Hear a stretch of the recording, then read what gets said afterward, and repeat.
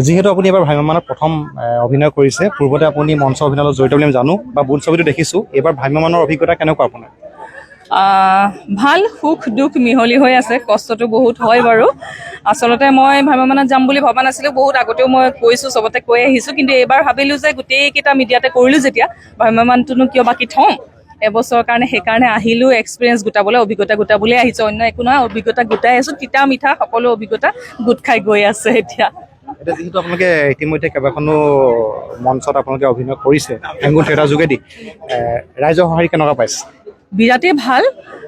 মই এটা কথাতে সুখী যে য'তেই গৈছোঁ মানুহে মোক ধাৰাবাহিকত দেখা বুলি, মোৰ যদিও গোটেই ৰূপটো বেলেগ হয় ইয়াৰ নাটকবিলাকত, তথাপিও মোক চিনি পাইছে ধাৰাবাহিকত দেখা বুলি। আৰু শেহতীয়া যিখন বাউলী ফাগুন চলি আছে এতিয়াও, মই এৰি থৈ আহিছিলোঁ চলি থকা অৱস্থাতে, সেই বাউলী ফাগুনৰ কুহিৰ মাক বুলি, ভানু বুলি বহুতে আহি পেলাই, আৰু এনেকুৱা অভিজ্ঞতাও পাইছোঁ, এগৰাকী ৰীতা শইকীয়া বুলি মই ফেচবুকতে পোৱা ভণ্টি এজনী, লাহিঙত তেওঁ মানে আহি পেলাই মোক সাৱটি ধৰি বহুত দেৰি 5 মিনিটমান মানে কপি আছে, আৱেগত কপি আছে, এনেকুৱা অভিজ্ঞতাও পাইছোঁ। খুবেই আৱেগিক কিছুমান মুহূৰ্ত পাইছোঁ, খুব ভাল লগা।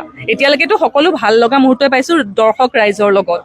বা এইখিনিতে মই আপোনাক এটা প্ৰশ্ন কৰিম, যিহেতু আপুনি যথেষ্ট অভিজ্ঞ অভিনেত্ৰী, হয়তো ভ্ৰাম্যমানত নতুন হ'ব পাৰে, কিন্তু এতিয়া হঠাতে এটা অভিযোগ উত্থাপিত হৈ আছে যে এইবাৰ ভ্ৰাম্যমানক বহুতে আনন্দ মেলাৰ লগত তুলনা কৰিবলৈ আৰম্ভ কৰিছে, আৰু যিহেতু দেখা গৈছে প্ৰাৰম্ভিক পৰ্যায়তে ভ্ৰাম্যমানত যথেষ্ট অঘটন ঘটিবলৈ আৰম্ভ হৈছে। এই ক্ষেত্ৰত আপুনি এগৰাকী অভিজ্ঞ অভিনেত্ৰী হিচাপে কি ক'ব? প্ৰকৃততে ভ্ৰাম্যমান আনন্দ মেলালৈ পৰ্যবেক্ষিত হৈছে নেকি?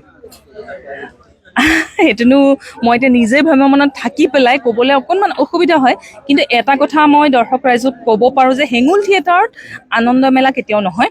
হেঙুল থিয়েটাৰত সদায় নাটকত আৰু অভিনয়ৰ ওপৰত গুৰুত্ব দিয়া হয়।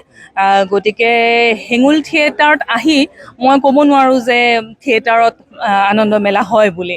বাকী কিছুমানত হয়, হয়তো চমক দিবলৈ কৰে, আৰু আজিকালি যিহেতু দৰ্শক ৰাইজে বহুত বিভিন্ন ধৰণৰ মাধ্যমত বিভিন্ন বস্তু চাই আছে, গতিকে অলপ বেলেগ এটা বিচাৰে। সাধাৰণ অভিনয় এখন, সাধাৰণ নাটক এখন চাবলৈ হয়তো দৰ্শকে নিবিচাৰিব পাৰে বা তাত সেই মজাটো নাপাব পাৰে, গতিকে চমক এটা দিবলৈ চেষ্টা কৰে সকলোৱে। কিন্তু মই ভাবোঁ যিহেতু নাটক এখনত নাটক আৰু কাহিনীৰ ওপৰত আৰু অভিনয়ৰ ওপৰতে বেছি গুৰুত্ব দিব লাগে। চমকটো দৰ্শকে ভাল পালে এনেও আহি যাব, অলপমানতো চমক থাকিবই। আৰু আনন্দ মেলাবিলাক যিহেতু বেলেগে হয়, সেইখিনি তেনেকৈ মেলা হৈ থাকক, এক্সাৰচাইজ বাকীবিলাকো বেলেগ হৈয়ে থাকক, আৰু নাচ গান এইবিলাকতো আজিকালি আহিছে নাটকত, ভ্ৰাম্যমানত আহিছে, সেইখিনি দৰ্শকে ভাল পায়। মাৰ্জিত হিচাপে গোটেইখিনি হ'লে, ধুনীয়া এটা গান হ'লে, আমাৰ হেঙুলত এতিয়া খুব ধুনীয়া গান, খুব ধুনীয়া নাচ চবেই উপভোগ কৰি আছে, গম পাইছে। গতিকে তেনেকুৱা হ'লে সকলোৱে উপভোগ কৰিব পাৰে, আৰু দৰ্শকৰ যিটো ছেফটিটো, তেওঁলোকৰ নিৰাপত্তাটো খুবেই জৰুৰী। এতিয়া যিখিনি শুনি আছোঁ ভয় লাগিছে, দৰ্শকৰ নিৰাপত্তাৰ কাৰণেও প্ৰশ্ন উঠিছে। হয়, সেইটো এতিয়া পাই আছোঁ, বিভিন্ন নিউজত পাই আছোঁ। আমাৰ এইখনৰ কথাই মই ক'ব পাৰোঁ, যিহেতু অন্যৰ লগত মই এতিয়া জড়িত নহয়। আমাৰ ইয়াত দৰ্শকৰ নিৰাপত্তা সম্পূৰ্ণ চোৱা হয়, আৰু দৰ্শকৰ মাজত তেনেকুৱা একো কৰা নহয়।